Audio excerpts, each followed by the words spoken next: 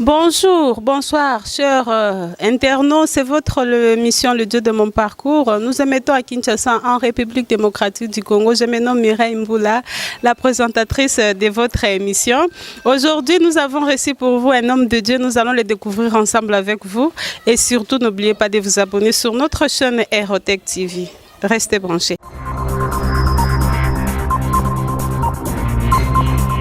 Oui, comme je vous avais dit, nous avons reçu pour vous un homme de Dieu. Il va se présenter lui-même, mais c'est un homme de Dieu, je viens de vous le dire. Bonjour papa. Bonjour. Kombonani. C'est prophète Dani Mapumba. Ah, aux ânes des prophètes. Ah, il y a église ni. Église La Conquête. La Conquête. Ok, Zalagawapio. Toza si raveni du numéro 98. Na commune Ngaba, na arrêt entrée église. Ok, pasteur. Lelo to yambi bino. Na moni ozana moninga na yo pembeni na ngai to yeba kombo na nani. Bonjour papa. Bonjour maman. Kombo nani? Ngai nazali évangéliste Paulin Chibamba. Il y a église La Conquête kaka ndenge papa Ocholoba. Ok, merci papa. Tu es bino na émission na biso na kombo na Yesu. Alors papa, lelo toza na poso sunga biso Bible ezoloba ne touchez pas à mes oins. Nako kopesa exemple moko ezoleka na mboka na biso awa tozomona musala nzambe soka sali mwa likambo n'importe qui azofungola monoko na ye pour dire n'importe quoi sur homme de Dieu. Mais la Bible nous dit que ne touchez pas à mes oins et ne jugez point. Naza sûr que ekoko zala na problème moko ko zala na mutu oyo azoloba n'importe quoi sur oin de l'Éternel.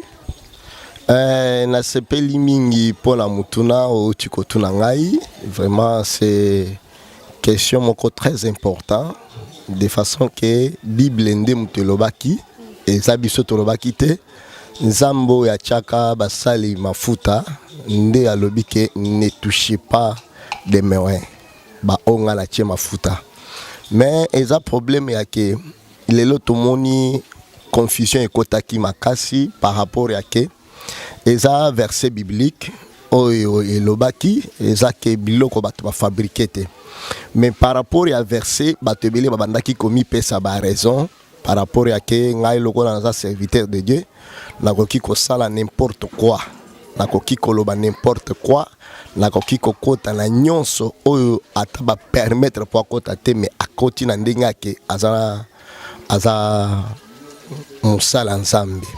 Mais nde umoni ekomi ke bandimi baya kokoma na niveau ke baya ko toucher personnalité ya basala nzambe ba mususu bakende kobunga de façon ke eza mutu moko nzamba tie mafuta par rapport ya comportement ndango na makambo lingo lobela o mutu na otio tuna ngai nalingi na profiter muke pona loba eloko ya muke oyo ezoloba ke l'importance d'un serviteur de Dieu, parce que ce qui musala nzamba ayebi mission na ye ayebi mission nzamba tindele na mokili bato bako respecter mafuta na ye, bako respecter ministère, bako respecter pe charge on nzamba pesa kiye.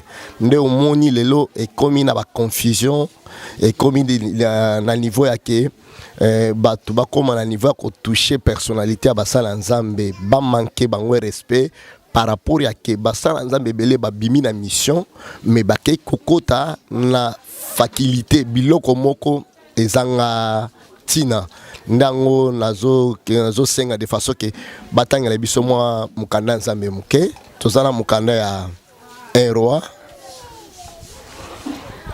Oui, tozali kotanga na mukanda ya un roi. 17e chapitre nango tozo verset kaka mibale to tangi na kombo na Yesu Kristo.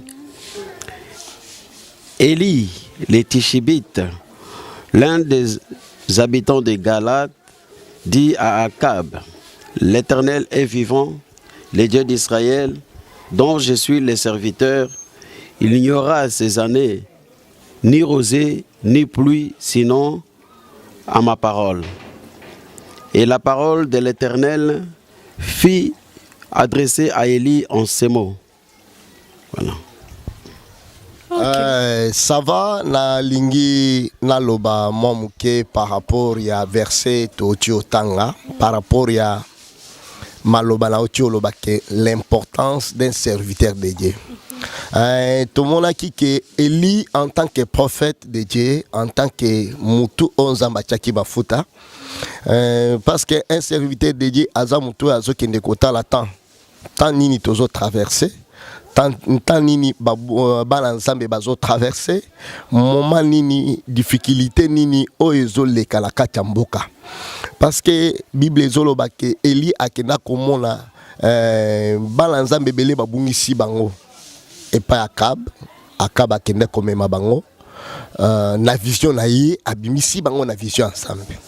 Parce que un serviteur de Dieu, Moussala Nzamba pesi, Moussala Nzambe, mission onzamba doté biso ezali pona kobimisa bato na molili, kozongisa bango liboso Nzambe. Mission Nzamba apesi biso ezali pona kozongisa bato na chemin ya Nzambe. Mission Nzamba pesi biso ezali pona ko ramener bato kozongisa bango na parole oya solo oya zolo ba Jésus-Christ de Nazareth pour nous présenter batou l'importance de Jésus-Christ oyo mission Jésus a kinango atikeli biso basala nzambe na mokili mais basala nzambe belé to comme mona ta Bible zo pekisa biso que ne touchez pas mais ouais toko côté l'exemple avec Mukuna est-ce que mama kambwa sali elekani na ba téléphone olingo lingate e côté lio na téléphone mais tango tali yango yo muto batoki ko lukango te mais côté lio et au sali commentaire oyo sali ko bengelo malédiction ko la vina yo mais le problème est que makambo ya papa évêque Mukula aza serviteur de Dieu aza mukolo muto ya banda musala na biso musala nzambe liboso na biso ngai nakoki koloba pour la koloba la précision te à propos vinae à propos parcours ya vinae mais le problème est que il faut que biso ba nzambe tobima basala nzambe tobima na ba biloko moko oyo koki ko bebisa réputation na biso te parce que tokoki ko sala makamu mususu soki okotité yango ikolanda yo te tokoki koloba ke ye asala ki mabete parce que tout le monde qui makamba papa évêque ezala ki na ba makambo ebele la kati to moni politique to moni bambongo to moni ba vidéo ya ndenge na ndenge par rapport ya que papa évêque makambo e kolanda e au moment où ya ke kokota la politique. On se comprend. Il fallait pas côté la politique hein. Te tolobi il fallait à côté la politique te parce que liboso nzamba bandaki ko travailler na ba prophète tout ça qui na ba konjambo kate ce que otali ancien testament mobimba ba bandaki ko diriger mboka bazaki ba prophète ndango lelo politique na RDC nde komi politique et komi démon parce que politique à RDC ezotambola na lukuta ezotambola na kisi ba moniango lokola démon mais politique eza démon te mais bat o bazo sala politique nde bato bazama be. Donc vous encouragez que un homme de Dieu peut faire aussi la politique. C'est ça tozana ba tebele ba David bazaki ba roi ceux qui tokei kuna toki kotanga ba Samuel toki kotanga tomoni ebele ba serviteur de Dieu na ancien testament bazalaki ba prophète parce que nzamba bandaki ko diriger mokilo à travers ba prophète nanzela ba prophète parce que prophète aza lumière oyezo kende ko bima la kati ya molili pour pesa lumière place molili ezali prophétie eza eloko ezo pesa lumière tokoki koboya te mais politique ya biso ya RDC nde ezo pesa sikoyo face ya démon mais nzamba zo singa ke basala nzambe pe bazala na politique parce que basala nzamba yebi azana motema bolingo azana mission nzamba pesi pona ba meme ba po amema bango parce que musala nzamba azana motema munene azana motema bolingo parce que musala nzamba pesi basala nzambe ezali de façon que ba kende ko batela meme bazongisa bango liboso ya nzambe soki nde lokamela. Ok, toyambaki pona bino prophète. Alors prophète alobi boye. Un homme de Dieu peut faire la politique et peut qui s'amiter.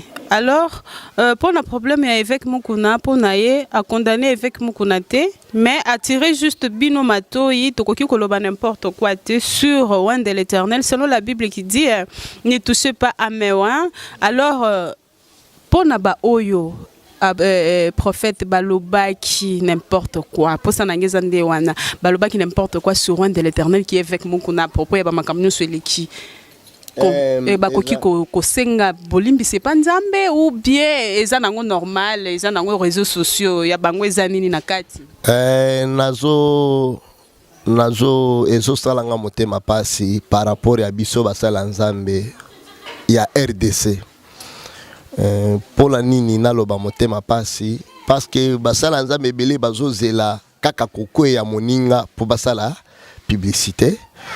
Au moment moninga azana état de faiblesse, il fallait y abima pour critiquer bandimi balemba balandae. Tout le monde qui prophète Onésime, moi là oya bimi katia évêque Mukuna, mutali bosso ya kosala émission pour na kofinga papa nae makambo banda ki koloba biso kutubatu tobotami et pas évêque Mukuna te. Atanga indenga na zabu na bima na 30e CPECO père spirituel nga zaki pasteur Kabal Bukola sali biso pasi parce que mutu akoki kofinga papa mutakala papa na libanda te garçon na lo benga e garçon parce que ami comporta ki mabe na benga un frère parce que azana mbuma ya ke musala nzambe te un musala nzambe serviteur de Dieu aza mutu azana motema munene aza mutu azo supporter baninga aza mutu azo supporter faiblesse ya baninga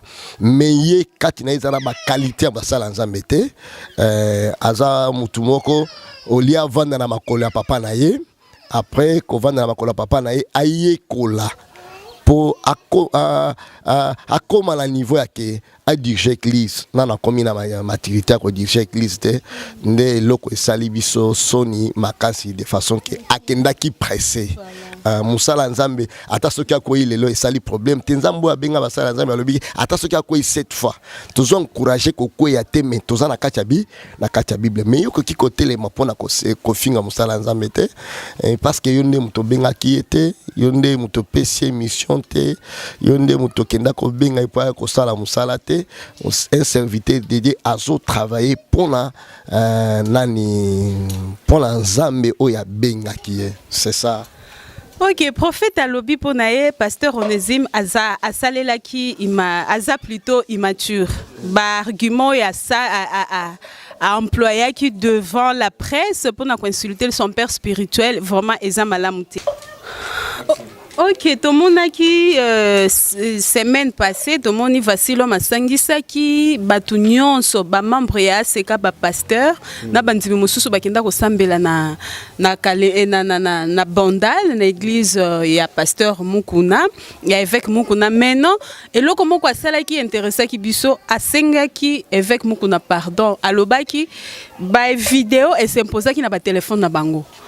Na volonté na bango te me batala ki yango attend que leur papa ba moni méditer na bang na ye mais na volonté na bango te alors asenga ki bolimbisi et puis avec Mukuna assembler ki ba pasteur nyonso bana na ye nyonso alongola ki malédiction parce que comme on mutakala papa na yo eza malédiction alors assembler ki bango et puis basenga ki bolimbisi pona yo omoni yango wala eloko nani papa Vasilo masalaki eloko moka mutuya parce que c'est un serviteur de Dieu auto soit respecté na mboka parce que azamutu moko azana maturité eloko amune dans la vie asali eloko moko spirituel eza eloko ebimi na nzoto na été eza inspiration et l'axi que c'est un serviteur de Dieu oyazo solo na Saint-Esprit.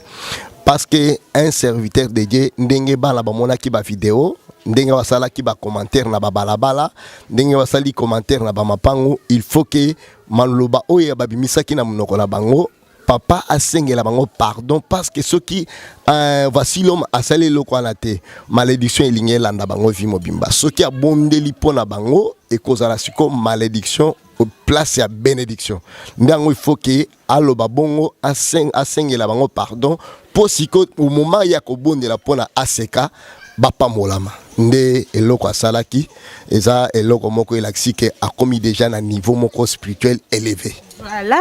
Papa, ozana liloba kobakisa? Oui, merci maman. Nazo bakisaka moke na banzi ke papa assez azwa ki nyonso. Mais nakobakisaka ka moke par rapport à un word de l'Éternel. Oyebi Bible yango moko lobi ke mon peuple périt faute de connaissance. Boye kozanga koyeba nde zoboma bato belé.